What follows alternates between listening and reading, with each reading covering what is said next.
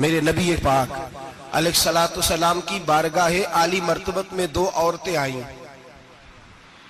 یہ چیزیں کھا لو، کہنے لگی محبوبہ ہم نے روزہ رکھا ہوا ہے۔ فرمایا نہیں، تمہارا تو روزہ نہیں ہے، حضور رکھا ہوا ہے روزہ، سحری سے لے کر اب تک کچھ نہیں کھایا، شام تک بھی نہیں کھائیں گی۔ محبوب نے فرمایا ذرا کہہ تو کرو، الٹی تو کرو۔ کہہ کی تو ان کے حلق سے خون بھی نکلا اور گوشت کے لوتھڑے بھی نکلے، پھوٹیاں بھی نکلی۔ نبی پاک نے فرمایا وہاں بیٹھ کے تم نے اپنے جاننے والوں کی غیبت نہیں کی، چغلی نہیں کھائی؟ خاموش ہو گئیں، گردنیں جھک گئیں۔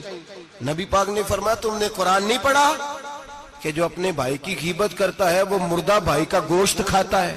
تو گوشت کھا کے بھی تمہارا روزہ رہ گیا ہے۔ کس طرح کا روزہ ہے کہ صاحب روزہ رکھ کے نہ رکھنے والوں پہ تنقید کر رہے ہیں۔ تراویاں پڑھ کے نکلے ہیں تو کہتے ہیں میں اکیلا ہی نیک ہوں، باقی تو محلے میں کوئی پڑھتا ہی نہیں۔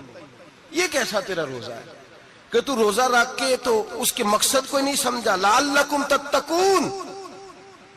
روزہ دار تو وہ ہے کہ روزہ رکھا ہوا ہے، کھانے بھی سے رکا ہے، پینے سے بھی رکا ہے، عمل زوجیہ سے بھی رکا ہے، پھر وہ جھوٹ سے بھی رکے، غیبت سے بھی رکے، بدنگاہی سے بھی رکے۔